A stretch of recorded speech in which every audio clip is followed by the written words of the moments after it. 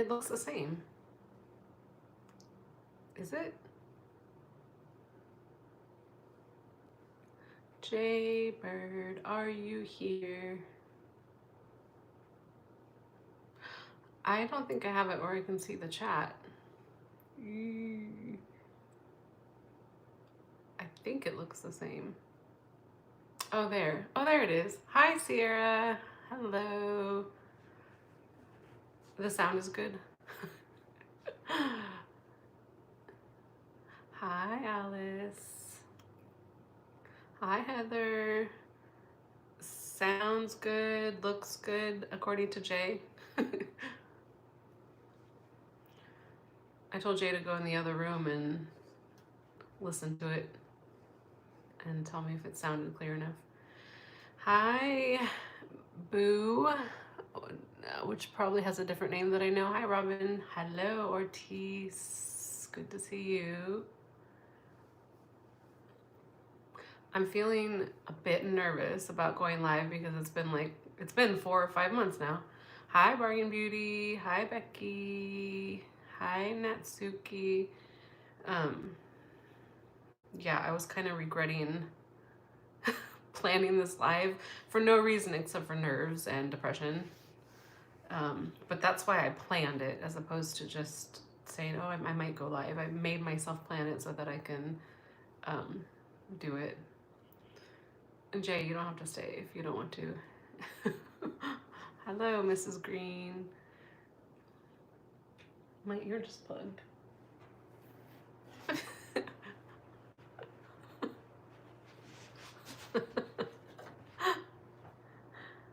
I guess that's Jay's way of saying hello and goodbye at the same time.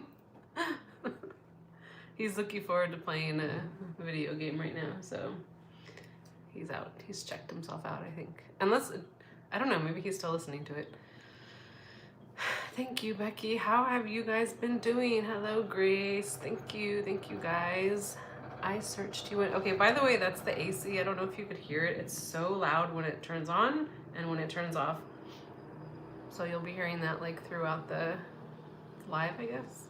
It's obnoxiously loud, but I feel so good. So we have those cheap microphones that we had when we were making the, what do you call it? The regular videos, but I would have to plug this in to the bottom of my phone, and if I plug this to the bottom of my phone, I can't charge my phone at the same time, and so I had to choose a battle here. Maybe in the future I'll have something that I can have a microphone and the phone at the same time, because I know I like some good sound instead of this like tinny, and I also kind of look like I'm in, I don't know, like a hospital or a mental institution or something. Everything's so white and sterile right now, but yeah, thank you guys. So I don't know, I had made this live, like the title of it is to answer unanswered questions, but I'm pretty sure that as of right this moment, everybody that's in here now I'm familiar with and is familiar with me and probably doesn't have any follow-up questions, but we can definitely still hang out. Yes, Jay is alive, if you could call it that. And when I'm hating on Jay, it's out of love. He hates on himself the most of anyone, so we're just echoing the sentiments that we always echo to each other. Yeah, he's definitely alive. He's here. And that was kind of like one of the questions too, or issues that people were having in the comments, is what happened to Jay? Like that I changed all the social media handles, but I didn't. I changed this social media handle, so it's still Jess and Jay, but I changed the name to Jessica instead of Jessica and Jay. And that's it. And then somebody thought that we changed his Instagram to my Instagram. No, we took his Instagram, we unlinked his Instagram from YouTube because he doesn't use it, Instagram. And we linked my old Instagram account that I used to use all the time. So there's been no changes to anything except for that I changed it to just my YouTube. But with the intent that I was going to be going live and making all these videos, and then I didn't. So here we are attempting that again. But yeah, that's it so far. It's hard to get Jay on the camera. It's hard to get me on the camera. I don't like to see myself on the screen. It's a bit easier when I'm making like a story time video, because I look at the directly at the circle, so I don't have to see myself. But like right now, I really see myself. I don't like to see myself. I don't like to look back at the footage and edit it and then have therefore again see myself. I don't like dealing with my hair, which is a huge like problem with someone who even like wants to do their hair. But like if you factor in depression and all that stuff, I don't want to like unknot my hair and come in front of the camera. I have anxiety, I have PTSD, I have depression, I have on and on and on. It's hard to get in front of the camera by myself. And then Jay is an entirely different story. So basically all those same exact things except for the hair, except for amplified by like a billion. Yeah, actually, you know what? I had, so I have the Instagram that I have right now is my personal Instagram that I've had for a few years, that I stopped using actually probably in 2020 or 2021. And I opened a second Instagram account, which was a business account for Poshmark. And I did all kinds of tips and tricks on there. And I used that Instagram account for like 4 years. And then I just shut that one down to go back over to my main account. Yeah, I don't mind sharing all the tips and tricks. Yes, you can Google them, of course, but you know, I did decently on Poshmark while I still had my apartment before all this chaos. So the thing is though, right now, I feel like people aren't buying as much. It's, you know, everyone's struggling financially, I think. But yeah, and also, are you on my Instagram? That's where I do most of little stories and stuff like that. My sister is good. Again, if you're following me on Instagram, I posted yesterday that she went to camp for the first time in 5 years. She's gone to summer camp every year for years, decades. And in 2020, it got shut down for COVID. And then it burnt down to the ground that same year during the California wildfires. So she hasn't been able to go for 5 years, and she finally got to go yesterday, and she's thrilled, and we're thrilled, and we're just, it also, I don't know if this is going to make sense, but it feels like a little bit of a weight off my shoulder whenever she goes to camp, because I know that she's having fun, and I feel like in her daily life she doesn't really have fun. She just lives in like a group home, like a nursing home kind of. And so it's a bit of a weight off my shoulders knowing she's having fun, she's being taken care of. I'm not going to miss a phone call from her if I'm in the shower or something like that, because she's just away having fun. It's really cool.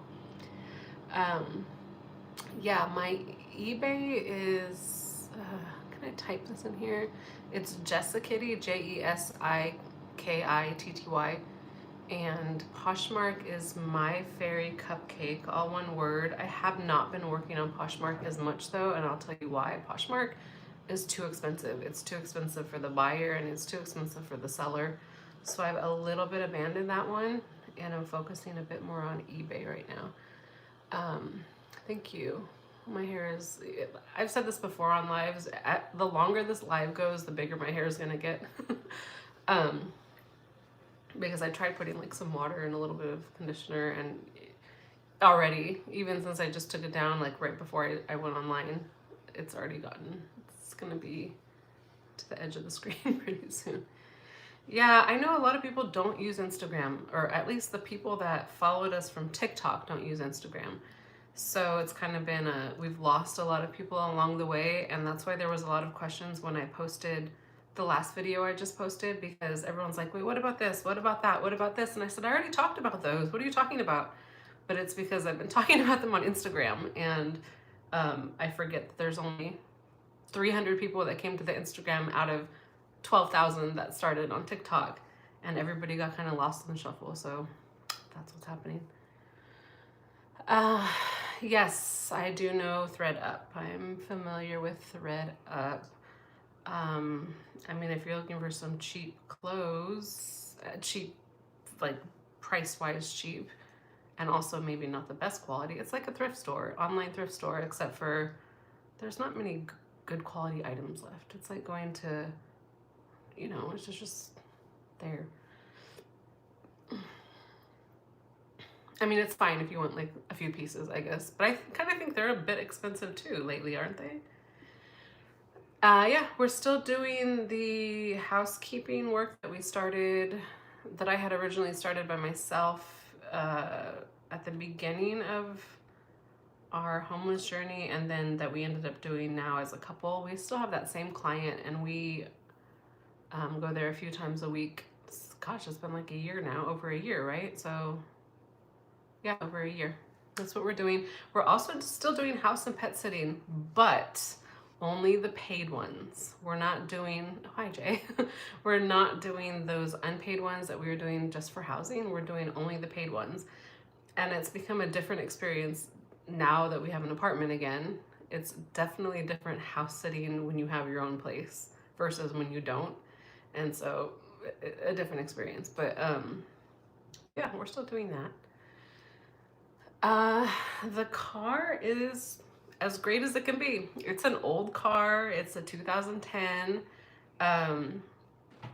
which is always a gamble to buy a used car from Craigslist, but an old used car especially. But it's, knock on wood, it's been fine.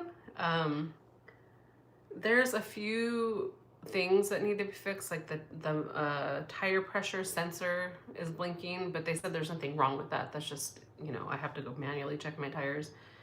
And it needs some cosmetic work, which doesn't sound like it would need, like, who cares about cosmetic work, but there's some pieces on the side, like the side skirts are falling off a little bit, and so they drag and they hit a lot of curbs and whatever. So I want to get those fixed, but it's not in the budget, and it's ultimately fine. The worst thing is they might fall off,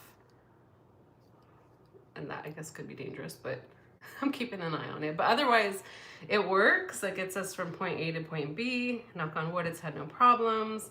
I baby that car as much as I financially can, which is, again, I'm not putting money into it, but I mean, I guess when I say I baby my car, I'm not like waxing it and stuff. I don't have the excess money for that, but I mean, like, I don't park it next to anybody if I can avoid it. I'm just very picky with the car. Like, it's very, very important that that car stays healthy. So I'm keeping it healthy. Hi, Fury World. Oh yeah, people do that, but what happened is too many people do that.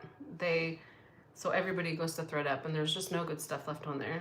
I don't know. I'm not a fan of ThreadUp. I'm also not a fan of like fast fashion and like, you know, what do you want to call it?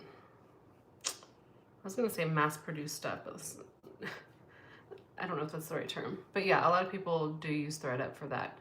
The quality of the stuff that I try to sell online is higher, so I don't look at ThreadUp.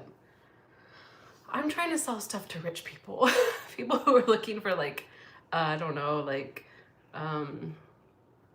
rare items, vintage items, or something like Louis Vuitton or Dior, something like that.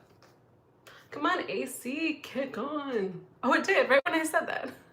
I got the power.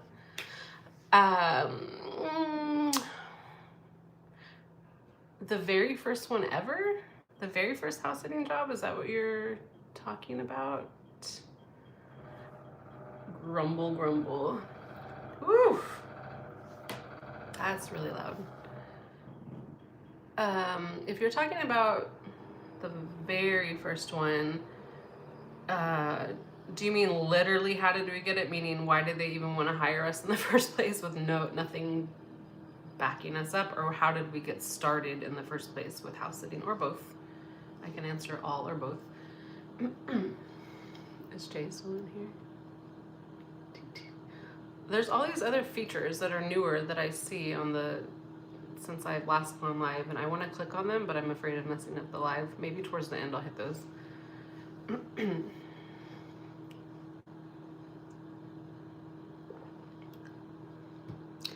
So, okay, I'll just talk about the house sitting, how we got into it with that experience then. And hi, Brooke, how are you? Good to see you. What was I saying? So the house sitting, how we got into it in the first place. No, how we got hired without any experience. A good quality sit. They do, Bargain Beauty, they do. I don't see it. It looks all the same to me, but that is something, I don't know. They sent us an email. I'm sure they probably sent you one too, and all of like the burying of emails that we get from YouTube. But I did notice that a few months ago, and I mentioned it to Jay. But how did we learn what's good quality? A good quality sitter, or what's a good quality sit? I realize I'm just repeating your questions back to you, and I'm not answering anything. I think two things. As far as getting the first sit that we got, I think we had two advantages. And the first advantage was the person that we sat for, that we interviewed with and then sat for. Oh, interesting. It was a while ago. It was like in January or February, I think. Anyway, the gifting thing. So the first person that we interviewed for ever, first of all, we did apply for a few sits, and we were declined. They didn't give us an interview or anything. They just probably looked at our profile and were like, 0 sits, no. And I think the way that we got our foot in the door is the girl that we ended up interviewing with was going to be gone for 3 weeks, which is a long sit. And she had 2 cats who were mentally ill. So they had medications that were needed, and they had like strict instructions and this and that, whatever. And at the time, these were unpaid sits, so not many people want to do that for no pay. That was the first advantage. I think she was coming close to her date of leaving the country, and she still didn't have a sitter, and probably didn't want to pay for one. And so that worked in our advantage. And then the second thing is, I don't say many positive things about myself, but I will say this, and that I interview very well. Kind of like how some people here or on TikTok and stuff said, oh, you speak very well. You don't seem like you'd be someone who went through or is going through mental health issues or would be homeless or whatever. I interview well, and I'm very good at reading people that I'm talking to, and I mean face to face. So I'm very good at picking up on facial cues and tones of voices and that sort of thing. But so I interview well. So that's how the first one came. Yes, that's how the first one came. She hired us to take care of for 3 weeks for her 2 mentally ill cats. And after that, during that one, towards the end of that one, we applied for somebody whose house sitter had canceled, and they were in a panic, and literally in a panic. And we applied, and they're like, okay, sounds good. On the interview, same thing. Okay, sounds good. See you in a couple days. And then after that, it was like back to back to back to back after that.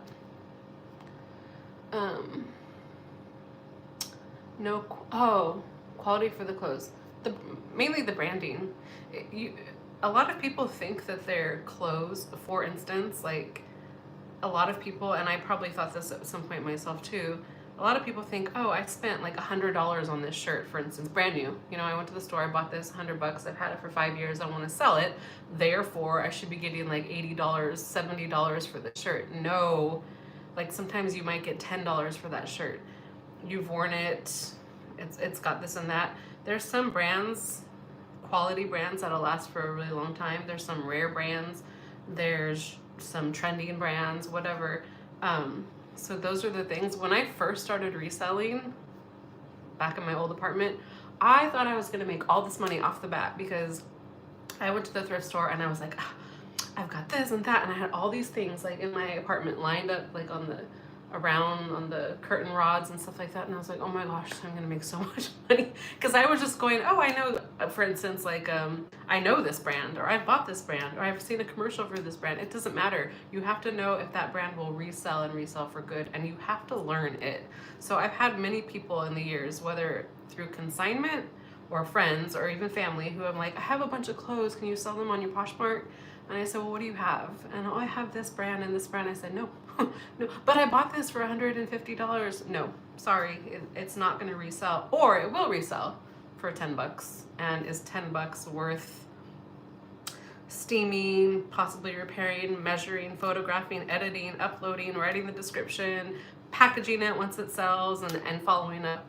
Is it worth, and then Poshmark and eBay take their fee, you know, so is it worth $8? Probably not. Yeah, our first several sits were unpaid. There's a website called Trusted House Sitters that we were part of, and that's where the majority of the sits came from. But of course, we were sitting for shelter. We were not sitting for pay, although pay would have been great. We were sitting for shelter, so it wasn't such a big deal to us.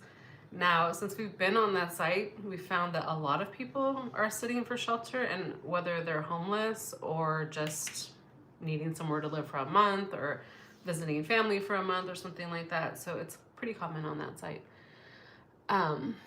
Content about interviewing. Okay, maybe, but one thing, there's been a few things that helped me with that. One, many years ago when I was in college, I took a speech class, like public speaking class, and I learned so much from that guy. I wish I could remember the teacher's name, but I learned a lot from him, and that helped me. Number two, I've done like other things in the past, like auditions, that helped me, and then number three, like I said, I'm just good at reading people that I'm looking at. It's helped me, like, I know it sounds like obviously, look at the position that I'm in right now. Like, if I was so good at reading people, maybe I wouldn't be in this position, but I can, and I do, and I think actually that's a trauma response that's common in people, is reading emotions to make sure you're okay, kind of thing. Thank you, Court. So long story short is, I don't know if I can make a good content on how it'd be good in an interview, although I've tried to help Jay, because when we do the house sits and the pet sits, Jay has to interview with me, and I really no offense, Jay, I really have to pick up the bulk of the interview and kind of like also like maneuver the points that, like, you know, Jay looks very out of it all the time, and I have to like maneuver around that and turn it into like something else, so they don't be like, why does he look like that? That is fake. Cool, and Joe. That's one reason I don't go to TikTok, is it's mostly fake stuff. That is fake. That is Chinese retailers that make knockoffs trying to get traffic to their sites. A very good marketing scheme, but it is not true. Food delivery. I don't think we ever... Oh, no, we did do food delivery. We did Instacart Shopper for maybe a couple weeks. No. A couple days, because it was before we had the car. We did it with a rental car, and it ended up negating, you know, it ended up being zero after we paid the rental car. So no, we haven't done food delivery since then. Considered it, but between the house cleaning and house sitting and the occasional thing that I sell like on eBay, we've been able to pay our bills. We don't have extra money. We are struggling, but we can pay our bills most of the time. So that's good. Yeah, we're getting help with all of those.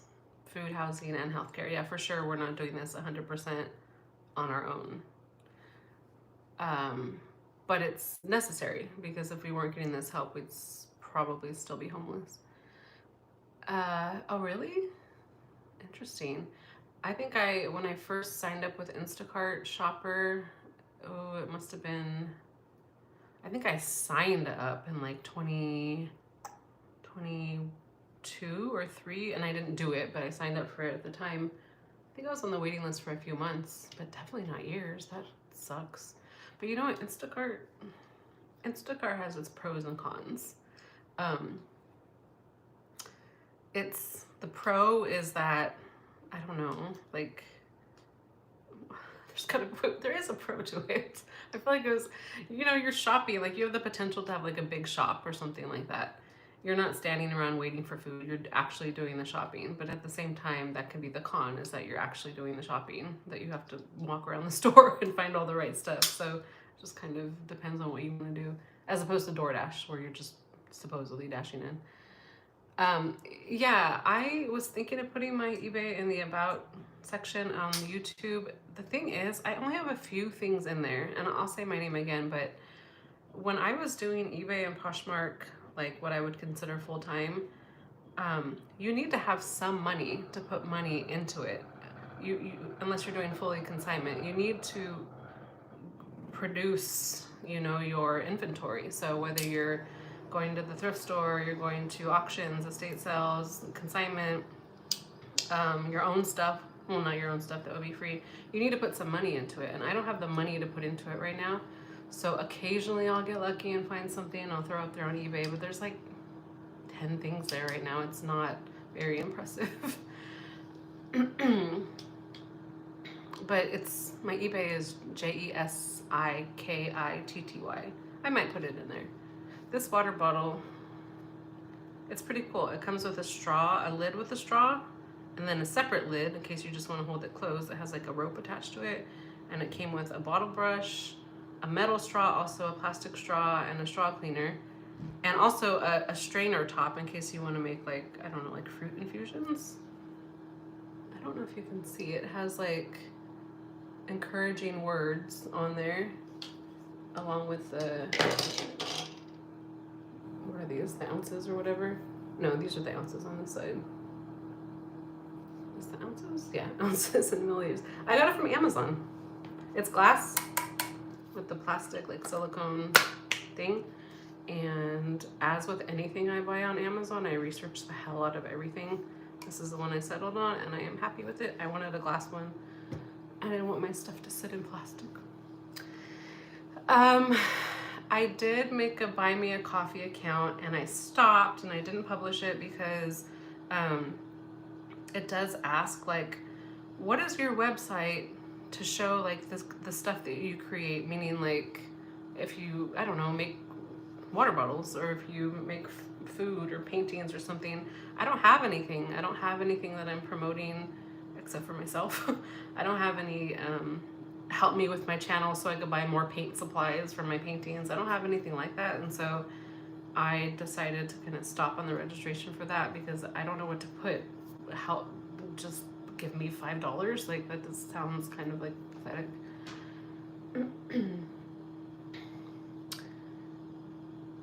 We don't have any financial aid per se, so we're not getting money. This housing is not, I mean, I guess technically it is financial aid, but we're not receiving any money. There is, unless somebody is going to give me tens of thousands of dollars, it's not going to mess up anything like that. So no, I'm not worried about that.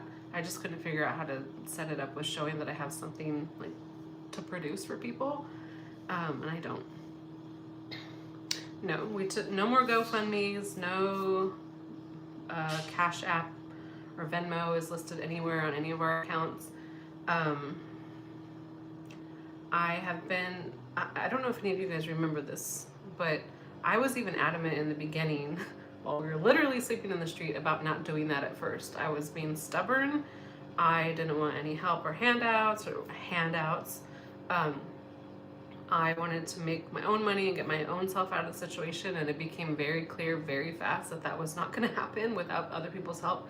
And that's when we started TikTok and all this sort of thing. But now I feel like I don't know. I'm still feeling that same thing again. When we first moved into this apartment, everyone's like, make an Amazon wish list. We'll send you, you know, dishes and we'll send you this and that. And I was like, no, we don't. We're going to do it ourselves. We're going to do it ourselves. And then like within a few days or a week, I'm like, oh, I should have made the Amazon wish list. We really could use, you know, dishes, or we could use curtains or something like that. And we have most everything we need now, but I never made that wish list. I'm still stubborn in that like thought process of thinking. So, you know, not to say I won't make a buy me a coffee account or something, or an Amazon wish list at some point, but I'm having a mentally hard time putting that there. I've always been taught to like I've always worked my whole life since I was 15 years old. I've always worked. If I want to buy something, I buy it with my money from my job. If I want to go somewhere, I go with the money from my job. So I'm having a hard time. I'm having a new life that I am not entirely happy with, or not happy with at all, and I'm having a hard time adjusting to it. Yes, I do have a YouTube. I guess I could put that. It just seems lame. Like, you know, there's people that do have YouTube accounts, for instance, or TikTok, or social media of any sort of point, and they make things, even if they just make great videos, like with their editing, and maybe they're funny or something, or they do fashion or cooking. Like, I'm just like, hi, I'm just sitting here mentally ill. Yeah. My first ever job ever, when I was 15, I worked at the library, and I think the title was library page. And I literally, I loved that job. All I had to do was, you know, the carts, like from behind the desk, when people turn in the books, they check them in, then there's a cart, you got to put them back. And I would be the one to put the books back. I freaking loved it. Library is quiet. I love to read. Would live in a library if you let me. And so this was before the internet, because I'm old. And so it was a great way, like all these books were lined up on this cart, and I had to pick up each and every one of them and put them away. And I would look and get to see all these books that, like, how else was I ever going to find them? There was no internet. Maybe there was internet, but not like the way it is now. And I'd find these books and I'd be like, oh my gosh, I want to read that. And I would go check it out. And I'd find all these books. And I remember my stepdad would bring me to work, and then he'd pick me up. I worked like 3 hours, 3 days a week or something like that. That was my first job. 2002 Honda. Well, there's something great about having your car paid off. So usually if you have an older car, it's usually paid off, which is a huge burden removed from your bills. I mean, yeah, it's a new, I don't know how to say this, like, without sounding like, I don't know what the right word would be, but like, I've never been rich, never, and I've never been well off, but I guess I was very comfortable in my adult life, especially at my later teen years and my whole adult life. And my new normal, I'm not happy with yet. I'm not content with it. I need some water, hold on. And maybe that sounds ungrateful, but I'm not used to it. And I'm not used to being like, I feel like a baby. Like, there's things that I can't even do that I used to be able to do when I was 16. So it's you know, I'm living in a housing that I would never choose to live in, and I'm living in a neighborhood I would never choose to live in, and I'm, you know, driving a car I would never choose to drive, and I'm doing a job that I would never choose to do, and I'm around people that I would never choose to be around. And so it's been rough. It's been pretty rough mentally for me. Yes. You know what? I have all these ideas for merchandise, which of course I'm not going to make merchandise because I have like 20 followers or something like that. But I have all these like catchphrases and design ideas in my head for like sweatshirts or water bottles or something like that. If it ever comes to that one day. I got some ideas.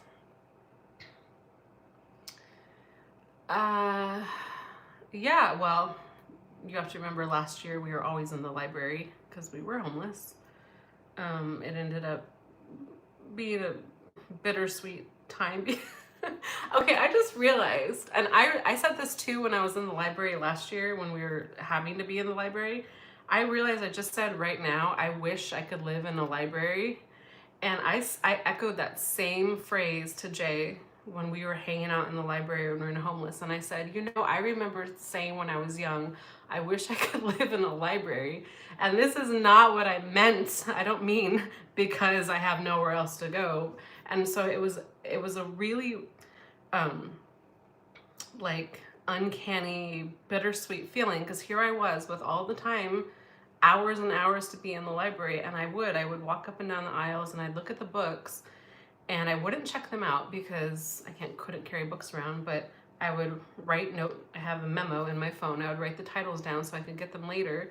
And I told Jay, I remember I used to want to live in the library, and look, here we are. And it's like, you know, when you make a wish to the genie and you're like, I want to be like Aladdin, right? Like, I want to be a prince or whatever, but like you forgot to add like these other things. And so the genie does, sure, he makes you a prince, he makes you live in the library, but you forgot to mention that you also wanted to have a house and not have the library be your house. Like, that's how life has been like coming, like, oh, I get to live in a library. This is not what I meant.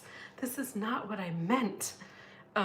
So it's funny to think about looking back at it, of course, but I swear it, like, the universe is like that. Like, I'll say a thing and it happens, but not in the way that I want it to, or it takes those words and does the opposite of it. Like, if you believe in the law of attraction, I know a lot of people don't, but they say in the law of attraction, don't say the things that you don't want to be. So don't say, I'm going to be homeless. Like, oh, I'm so poor, and I'm so fat, I'm so ugly, I'm so old, I'm so, this and that. Like, I'm gonna, and all the negatives, because like you're putting that out there.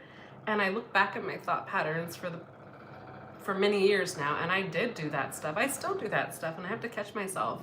I'm gonna be homeless if I don't do this. I'm gonna be overweight if I don't do this. I'm gonna be, or I am overweight, or I am this, I'm gross, I'm poor.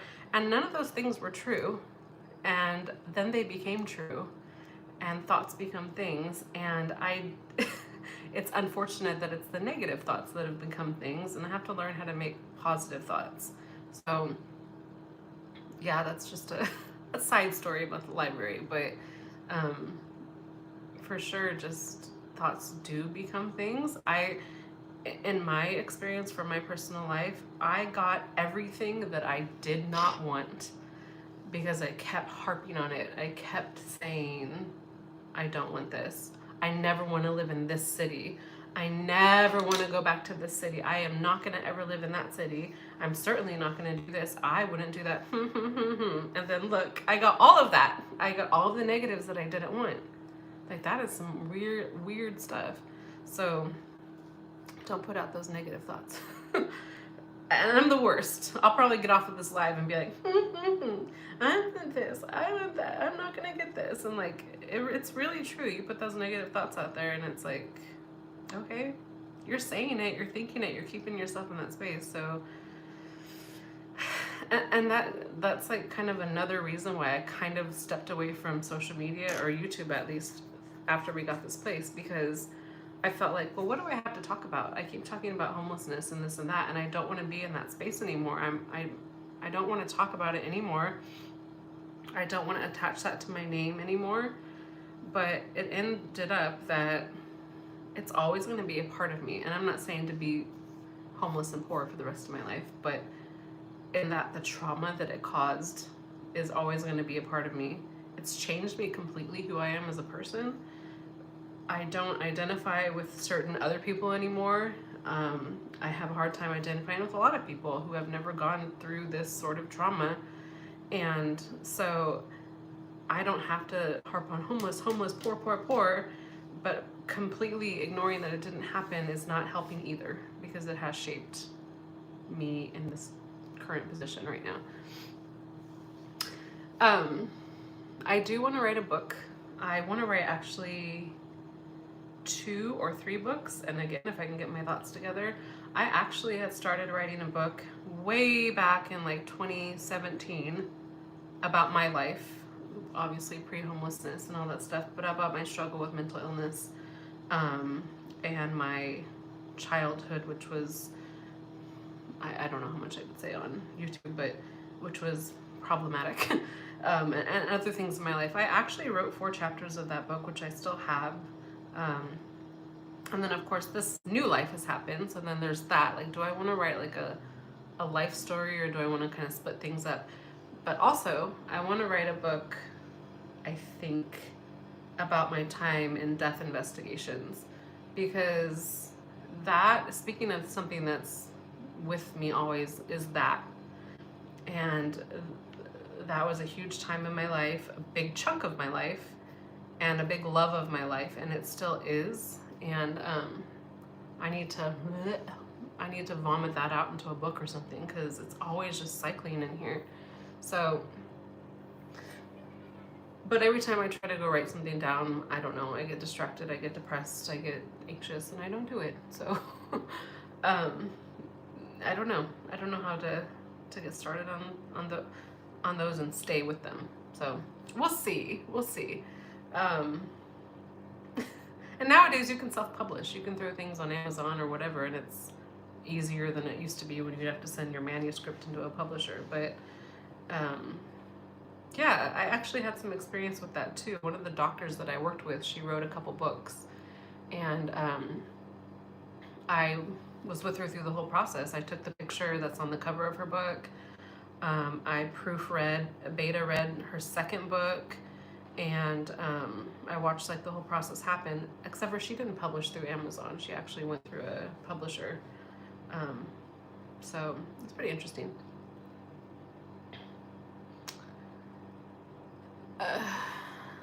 Yeah, well, right. And so that's another thing that I want to do. Like, I think a lot of people, since I was never really that active on social media before, except for talking about like maybe Poshmark or posting a couple pictures of vacation, and then Jay never had a social media, and then suddenly we were both on social media, and it was just homeless, and some people have not thought about the fact that that was just a temporary time in life, and there was so much more to me or Jay or whoever, and I'm trying to get away from that a little bit.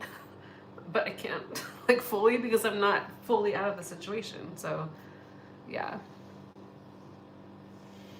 I did think about dictating the book, like if I can just blab like I'm blabbing now, and then like have it written, typed out, and then however from there. Hi Sunny. Yeah, we don't go to TikTok anymore. Maybe one day, but I don't have any real interest in making TikToks. It's not the place for me, and it's, I don't think, a good mental health space. However, I know that a lot of people are feeling ghosted, so maybe something here or there, I don't know. It would be factual, which leads to other problems, which is privacy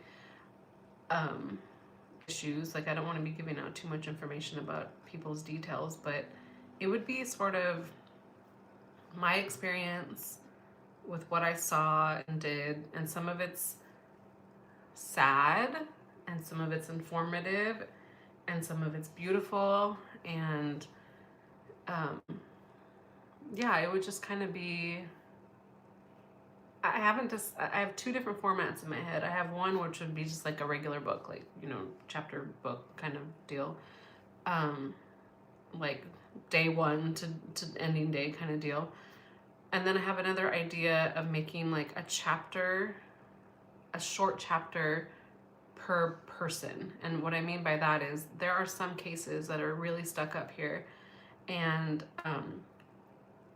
when I say a chapter, I mean maybe even a couple pages only of that person. Of course, I wouldn't say their names or any identifying details or anything like that, aside from the death details.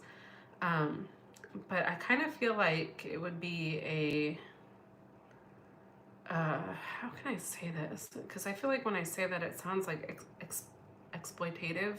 That's not what I mean. I mean like, almost like a, like saying something about their death. Like their death impacted me, and therefore they were important in their death, not because of me, but in general. And what this, so by telling a little story about them. So like, I have like ideas of little like short titles and like a little blurb that I would kind of put about them or about the situation. And I think it would be a beautiful book, and it would most definitely be respectful, but I just can't seem to get started. So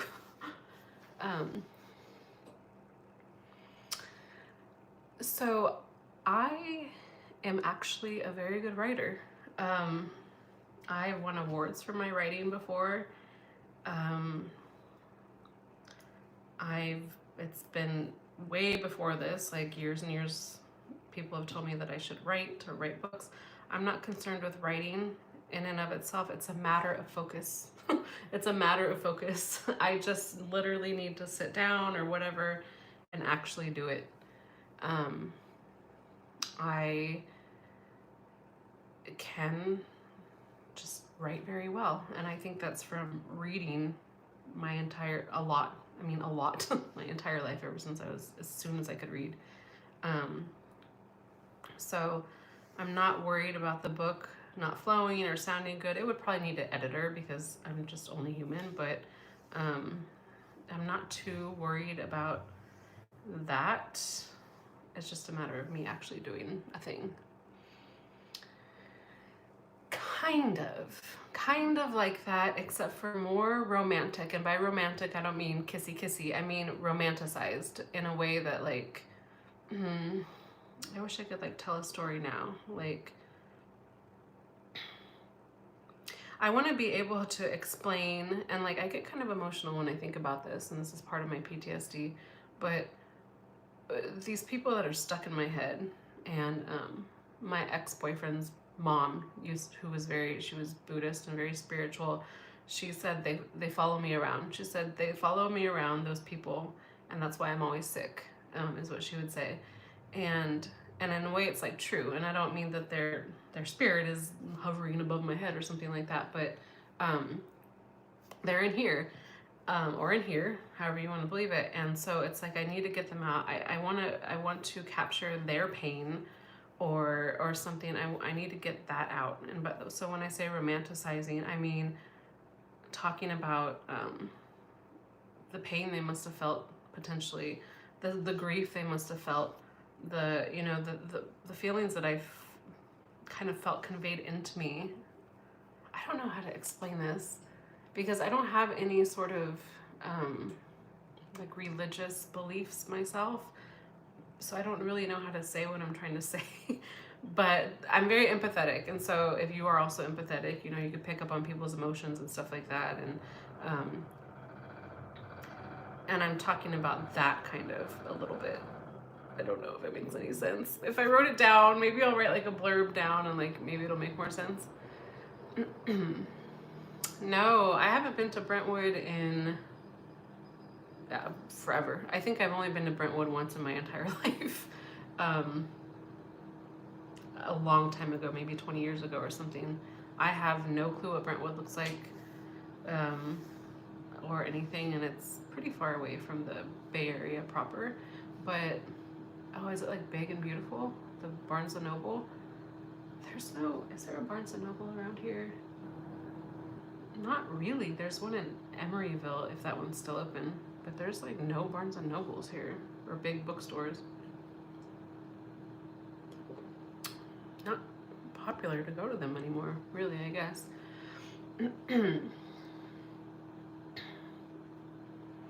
But bookstores, just same as libraries. I could spend a lot of time in there. Thank you, Kat. It's definitely been a struggle, though. It still is. I'm not happy, and I don't mean to say that in a like feel sorry for me way, but like I'm not. I can't believe my life is like this. I cannot believe this, and I get like this like this feeling in my chest of like, oh my God, this happened and this is here. Like, I'm not young anymore. I don't have like, okay, I'm 20 years old. I can start over. Like, and like I lived my life. I went to college. I graduated college. I worked as a behavior therapist briefly, and then I went into forensics and death investigations very quickly and had an entire career, a great career, and then I'm here, and it's like that was it. This is the end of my life, is what it feels like. It's depressing. So I remember that often, and I'm remembering it a lot because I'm reminded of it every day in my current living situation. And so yeah, I'm coming out of it, but I really don't know how to say some of the things I'm thinking, I guess. Yeah, I'll have to look at the pictures online because I'm not going to end up in Brentwood anytime soon. But is it a brand new Barnes & Noble? Let's see. Barnes & Noble. Brentwood. Oh, you know what? There's one in Dublin. Right? The streets of Brentwood. I'll have to look at this later. Yeah, I know there's a lot of people in the same situation or worse that have children, and I can only imagine what it's like. Because I personally can't even take care of myself, or couldn't at the time. So taking care of kids, yeah, that's too rough. Taking care of animals in this situation is too tough. But yeah, I don't know. I'm glancing at the pictures of the bookstore. I'll look at that later. But yeah, it's rough for anybody, by yourself or with 20 kids or anything in between. It's rough. Yeah, I could have given up. I still think sometimes that I want to, and I don't mean for you to take that in a dramatic, sort of dangerous way, but like, it's rough. I mean, everybody struggles with something, and I have said it a million times. I would never think that I'd be in this position, and I'm still in this position, although it's better than it was last year. And so this year's focus on health and wealth, so I can get back to a normal-ish life, maybe. I don't know. Oh, thank you. I searched you in. Oh, you've been here. Thank you. I appreciate it very much. Hi, dream lovers. It's nice to...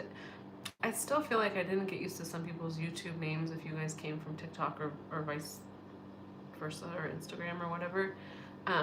Thank you. I really do appreciate that, though. I really do. But yeah, now I lost my train of thought. I got distracted. This is why I never get anything done. My brain is everywhere. There's like a million thoughts in my head right now. I think I was talking about, health and wealth. So that's what I'm focusing on. And I did mention that in the video I just made, in that I feel like a rush, I think, to get everything done so that I don't end up back in the situation that I was in last year.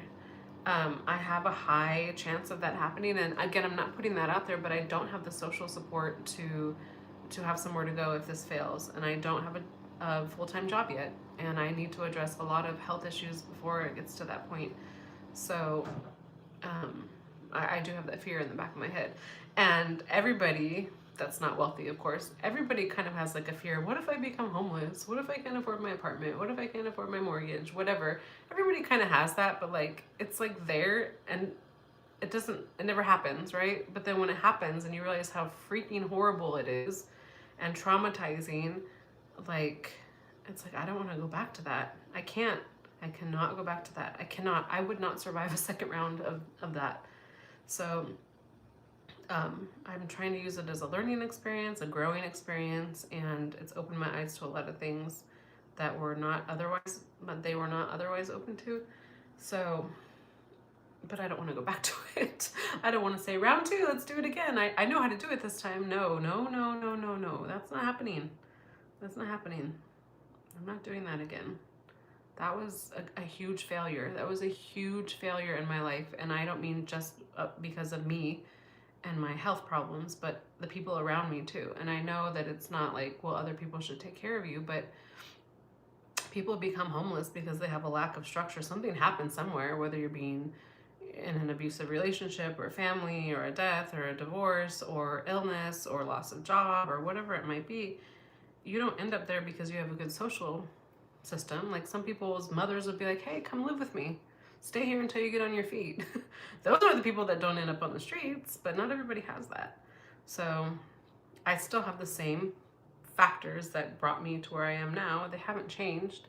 So yeah, the hope is to not end up there again. Yes, I'm so okay. I know it doesn't look like much because I'm still very much overweight and I've got a very large chest, which all my weight wants to sit in. But I have been very pleased with my results so far in losing weight. And again, if you're on Instagram, I've been updating these things on my stories, so kind of feels redundant if you're coming from Instagram. But I am very, very pleasantly surprised because I would have sworn up and down and sideways that there is something wrong with me, and that's why I'm not losing. That's why I gained weight and couldn't lose weight. Like there's something wrong with me. There must be like a thing, like I have a disease or something like that, and not addressing like the issues that were actually at hand. And once I addressed them, though, first of all, no matter what you do to lose weight, that first month is like a freaking miracle. Like it just falls off. If you're doing something consistently, however you're losing your weight, that first month is like, holy moly, like your body is changing quickly. And that motivation like gets you going. And so anyway, I started January 22nd, January to February, February to March, March to April, April to May. So about 5 months now, a little over 5 months. I've lost, as of today, 28 pounds. And I have at least 50 more to go. But I'm very pleasantly surprised, and it's really opened my eyes to self-accountability about why I did gain weight. Now, there's some things I can't control. Getting older, metabolism slowing down. I can't really do too much about that. My stress was obviously a factor. So some of that's been alleviated, but binge eating, that's on me and my mental health, and just thinking I can eat whatever I want to and not paying attention to what's going in my mouth. Those are the things that I've been able to address, and super positive effects. So again, I don't remember if you said you don't have an Instagram, but if you do and you're not there, go ahead and follow me because I do update these things here or there. My nail is broken. And the benefit of losing weight and fixing my diet and all that stuff has brought other health benefits, so I'm happy with that too.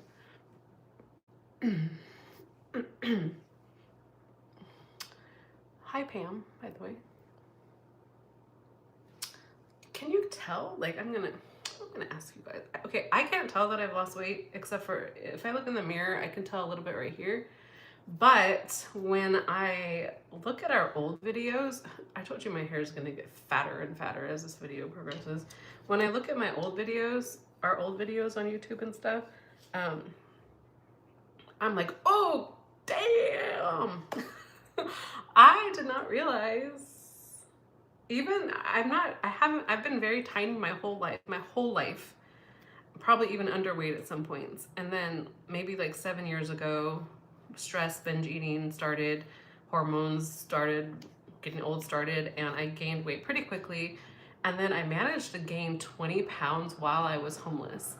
And when I look back at our old videos, I'm like, oh my God, I never thought I was that big. And it looks like I'm wearing a fat suit or something. And not to be any fat shaming of any sort of way, but I'm like, my chest is like pushed up to my chin, and my chin is pushed down to my chest, and my chest is pushed out this way to my arm, and my arm squished this way. I'm like, oh my God, no wonder I was having so many problems with things. I started to notice a benefit to my health within like the first 10 pounds, and it's just gotten better from there. So yes, I do have trouble with it time to time because I love food, but I'm very pleased and very surprised that I was able to lose any weight, and I'm hoping, I cannot wait to lose the rest. It's still going to be like a year probably, because I'm not doing any crash dieting or anything unhealthy. Um, so it's a little bit slow going, but I'm hoping that as long as it doesn't go up, it needs to just go down.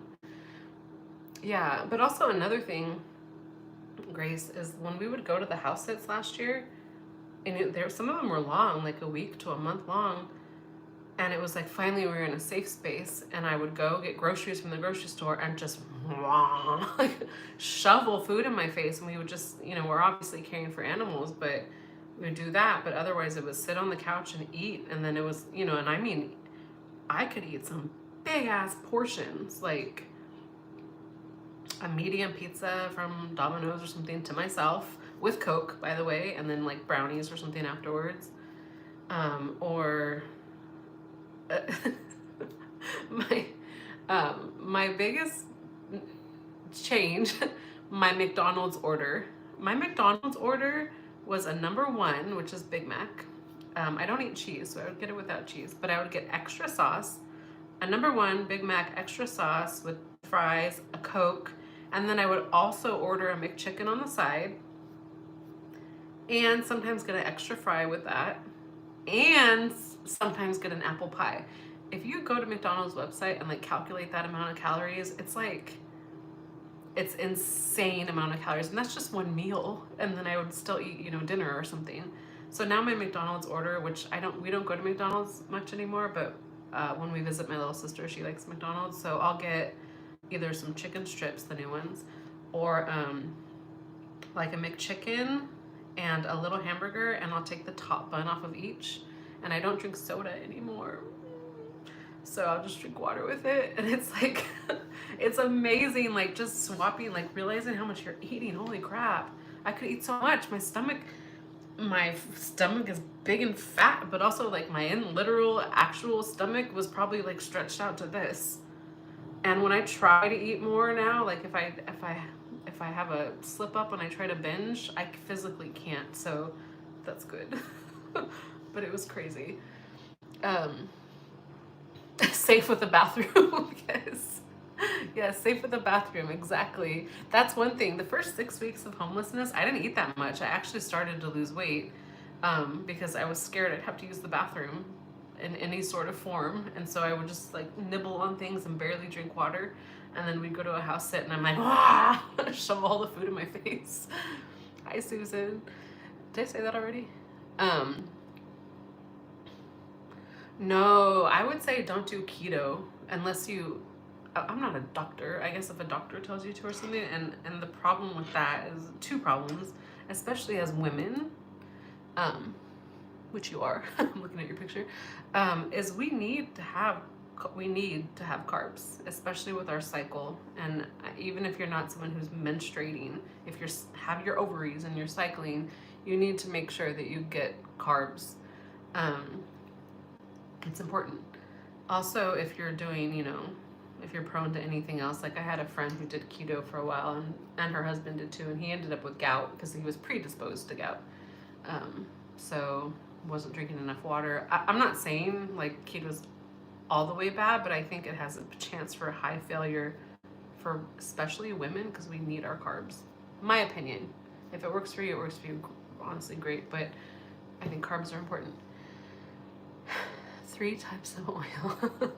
I don't pay too much attention to what's in what I'm eating, which is another reason why I don't share everything I'm eating, because I'm still eating not the greatest of foods. But yeah, or how about this? Like if you just figure out how many calories you're supposed to eat for yourself, and then you go to cook and you get the olive oil that's sitting there right next to your stove and you pour some in, like, if you're pouring whatever, how many calories just that alone has, like, when you realize how much calories are in the things you're eating, you will be shocked and appalled. And I'm not telling people to calorie count, or I'm not telling people to eat less or do whatever is good for your body. But I was shocked and appalled by how many calories were going into my mouth. It was like honestly shocking, because I've never had a problem with my weight. I never considered anything that I ate ever. And I just would be like, eat whatever I want all the time with no issue until it became an issue. And then when I looked at it, I'm like, holy shit, like this is a lot of calories. No wonder. Oh, keto bread. Ugh. Okay, there's some tortillas that I've been getting that are keto friendly. They're like carb light mission tortillas, and I wouldn't choose them on my own. The only reason I chose them is because they're like 70 calories less than the regular tortilla, and I'm doing calorie counting. That's the way that I'm losing weight. They taste fine, but like I would prefer the regular tortilla if I could. And I still eat I still eat all the food I want. I still eat burritos. I still eat pizza. I still eat fast food. I just eat it in moderation. That's really all it comes down to. Thank you, Grace. Test tube chicken nuggets. Oh, that's, what do you mean? They just made the nugget. See, I know I just talked about McDonald's, and I eat way less McDonald's than I ever have in my life, but like really, like sometimes I get kind of like at McDonald's and those kind of foods because they're just not, they don't feel like food is, they don't feel nutritious, and so they kind of feel like my body wants to reject them sometimes. That's how I feel about those test tube chicken nuggets that you're talking about.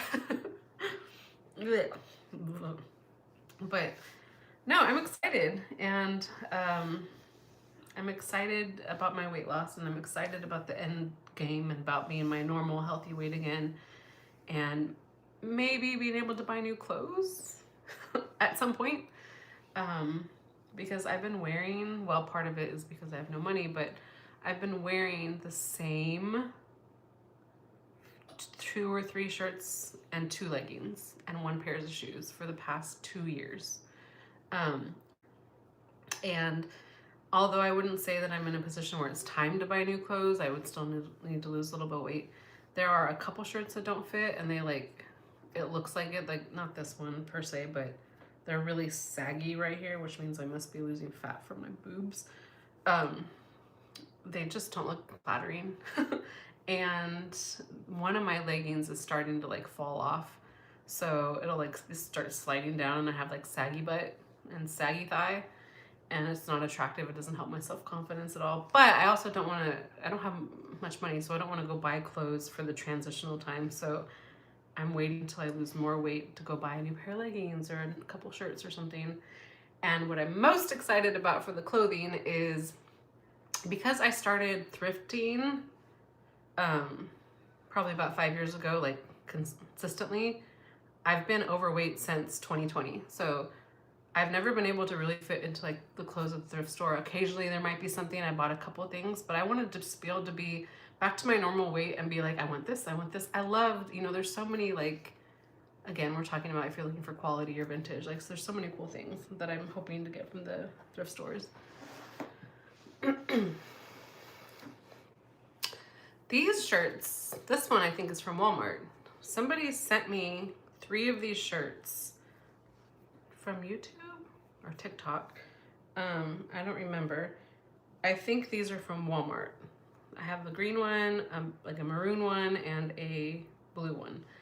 And these are pretty much what I wear. And so they're fine. I mean, they do the job, I guess. But yeah, they're starting even just to, you probably can't tell, a little gap here, a little loose. This will fall down like halfway through the day. But trust me, my stomach is not budging. It's like still very like full around that part. Yeah, I buy, okay, I love curating outfits for other people because I can't fit into them. But I can't wait till I can fit into them so that I can have some cute stuff, vintage or name brand or whatever, for myself. I'm looking forward to that a lot. But yeah, we'll see. Work in progress.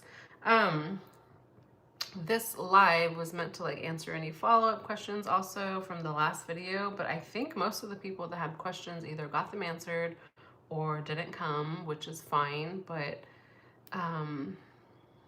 if anybody else has any questions before we start to wrap up soon here, because you know what, I have the AC running, but I have a ring light in my face. It's hot as sin in here.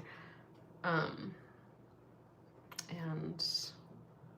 that's only it. It's not like I have something to do. So we have Sundays and Tuesdays off.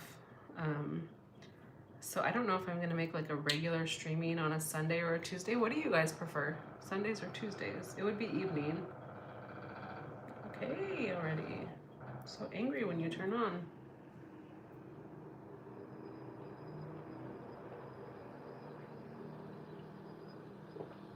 Or neither. I also have 10 ideas for videos coming. I wrote down the titles. Those would be more like story time videos. And I feel really, I've said this before, I feel really weird about story time videos, or story time / blabbing, Jessica blabbing videos, because I feel weird. Like, I feel like, I don't know, do people want to watch those? I will say that when I look at my stats, did I say hi to you, Florida Beach Life, when you came in? Because I feel like I have not seen you until the second. If I didn't, then hello. My stats on this last video, of course, I'm just a tiny, tiny, tiny little channel with a tiny, tiny, tiny little, everything is tiny, tiny except for me. That the video that I put out the other day, I was really nervous about because I hadn't made a video in 4 months, and so I wasn't expecting anyone to watch it. It was almost like a tester video, and it is the best performing video that we've ever put out. And I don't mean that it has the most views, because if you go look at all the videos, there's many that have more views. But within its first 48 hours, and I guess now 72 hours, it has outperformed statistically every video that we've ever done. And I'm pleasantly surprised. I'm actually very surprised, because since we haven't been posting anywhere, I haven't done anything to, I don't know, promote myself or something. But I'm gonna be honest in that I thought I would upload that video because it's just me. I'm not fancy. I don't have lights in the background yet. I don't have like cute little headphones on, or I'm not young and I don't have like sexy clothes or something like that. And I thought, who's gonna watch my dumb little video? And I fully expected that like I'd get like 20 views, and I was prepared for that. And the plan was, it's just like a re-intro video, so I can start doing lives and stuff again, or re-intro video to Jessica's channel versus Jessica and Jay's channel. And so Jay and I were talking, and like, don't worry if no one watches the video. If you get like 20 views, it's okay, because we're trying to shift to a different direction here. And instead, it outperformed every video. And again, we're talking tiny numbers. This is a very small channel. And I was just thrilled. I was thrilled. So I guess there is a market for just an average girl to sit in front of the video and talk about things. So I have a few of those kind of videos planned, and then I'm hoping to have some out and about videos. It goes back again to depression. And also, I feel very self-conscious filming in public. People obviously stare, like, and people come up to you, are you filming? Some of them don't like it, obviously. Some of them don't want you to film, and some people are just interested in what you're doing. I don't like attention to myself when I'm in public, and so I have a hard time filming in public. Also, you have to consider other things like background music playing, or, you know, whatever might be going on, other people's privacy here and there. So it gets a bit overwhelming for me to film in public, but I do like those out and about type videos. I really want to do thrifting videos. I have such a good time thrifting and going to estate sales. I have some beautiful stuff I got from, maybe like 2 or 3 things that I got from estate sales since we moved here. Actually, look at this. You guys might like this. This is for sale on eBay. I was gonna keep it for myself. I go through these periods of like, I want that, I'm buying that because I want that, and then I sit and think about, well, if I can make $1, I need to sell it because money. But this is a Mary Frances purse. I don't know if you can see this beading on here, but and then it comes up like this. This is a vintage Mary Frances purse, and I have it for sale right now on eBay. It has a few flaws, like if you see like this little crack in his neck right here. I love this. This is beautiful. I can't see what you guys can see. Look at the little tail. I've been staring. This has been right here below the camera. I've been staring at it this whole time. The elephant. Oh, it's so cute. Anyway, so I've been picking up things from estate sales and stores and whatever. Look how pretty this is on the side. Oh, it's so pretty. And again, with the intent of, oh, I'm gonna keep that, and then I look at my bank account and I'm like, no, I have to sell that. But a couple things I did keep. My goal would be, in wherever I live, whether it be here or somewhere else, to have like most everything from an estate sale or a thrift store, because I like the individuality of the item. I like items that make me feel a thing inside, not like a mass-produced piece of art you get at Target or something like that. Like something that only I have, or maybe a few people have, or whatever. So eventually that's the plan here. I have some artwork that needs to be hung, and I really enjoy that, and I do want to take people along with that stuff, but I feel self-conscious, and also I do get caught up in my bubble of looking at things, and I just don't want to pull out the camera. But yeah. Hi Tracy, thank you. TikTok live streaming. Yeah. Again though, with live streaming, like I don't know. As much as here I am on YouTube myself, I don't really watch anybody else's content, live streams or whatever. So I'm not sure what other people are doing, but when I scroll, have you guys noticed I keep picking up random objects off the desk, never the same one?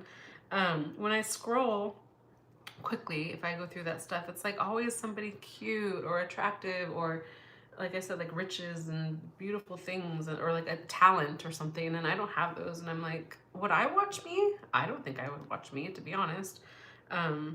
So there's that kind of, I don't want to say imposter syndrome, because I think with imposter syndrome you actually have to have something to show for it, but something similar to that, where it feels like, what am I doing this for? Like I feel kind of like cringy. Yes, that is true. People do crave parasocial bonding. I know I did. The time that we were on TikTok, I did scroll through a few lives, and like there was like a couple people, like a couple girls that I would stop on, and I would chat something about like whatever they're doing. One girl was like singing a song or something, and if she didn't answer my comment, I would feel like she's ignoring me. Nobody wants to be my friend. Like, and I'm like, wait, I don't know this girl. I've been watching her thing for 5 minutes. Like, I could scroll past and never think of her again. But it really got me to thinking of like how we get like really latch on to people that we don't actually know. We just latch onto these online spaces and these faces, and it really becomes an emotional attachment. So I don't know, maybe something like that. Super unique items. Yep, unique items, rare items, expensive items.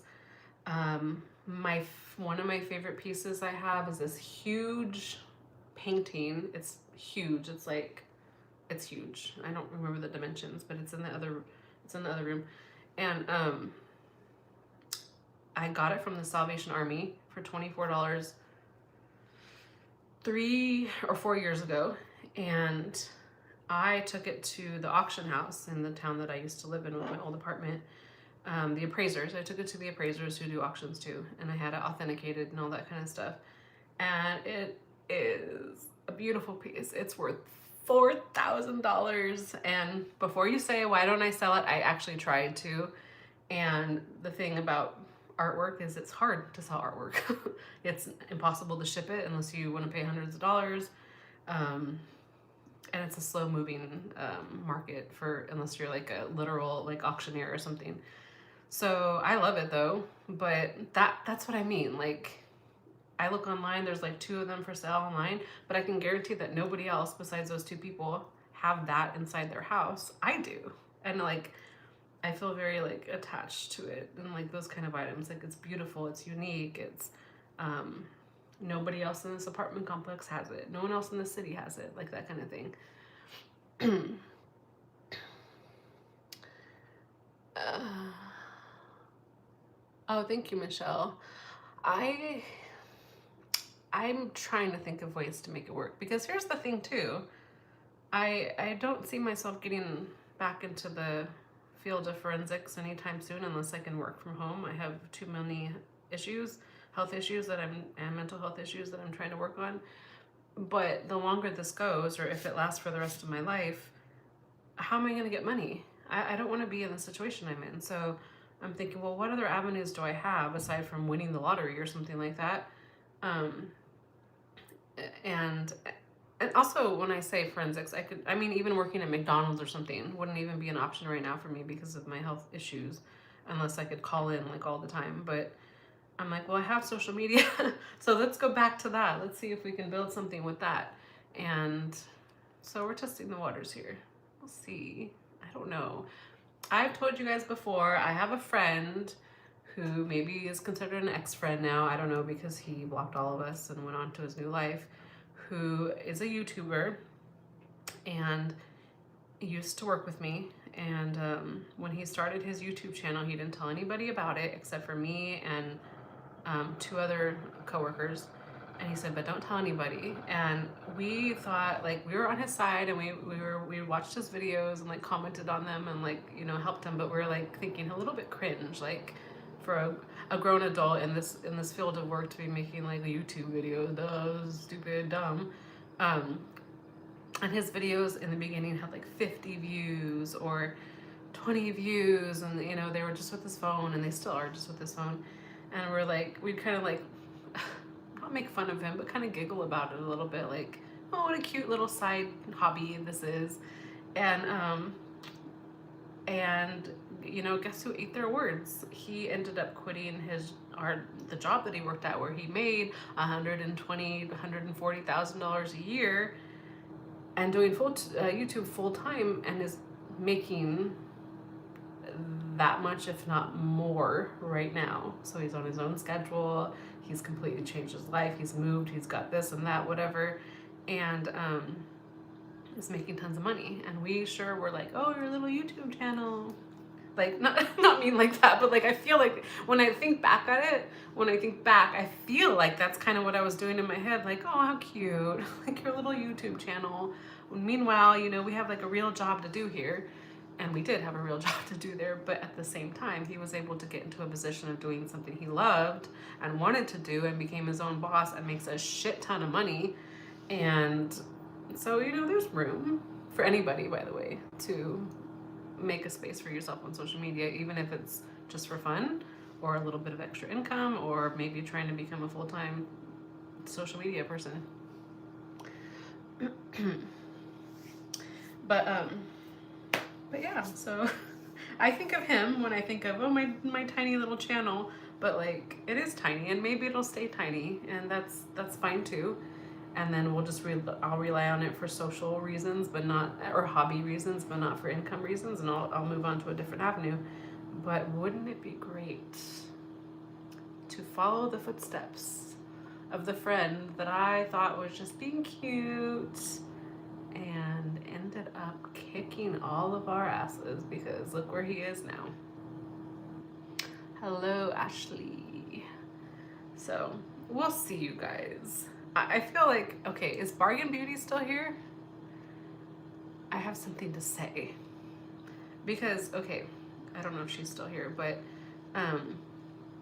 last year at this time, Jay and I were doing a live, and at the time we were doing like pretty okay, at least for the YouTube channel was like 2 or 3 months old or something like that, and I thought we were doing pretty okay. We'd have a couple hundred people in our live or something, and she said something along the words of, mark my words, a year from now this channel is going to totally blow up. And she said, someone screenshot this, and I screenshotted it, and I have it in my photos. And then we stopped doing YouTube, and obviously everything's changed. So that didn't happen, but not because she was wrong, but because we didn't do the right things. And so I'm thinking, okay, maybe now we'll start from this point. Let's grow something from this point. But yeah, I had a bigger chance last year, and it was hard to maintain things when you don't have a steady home, and so we'll see what I can produce now. Thank you, Ashley. We were just talking about that. Still a long way to go, but definitely feeling better and moving better, breathing better. Confidence kind of coming back a little bit as far as body, but I got a long way to go. Ugh. But anyways, there's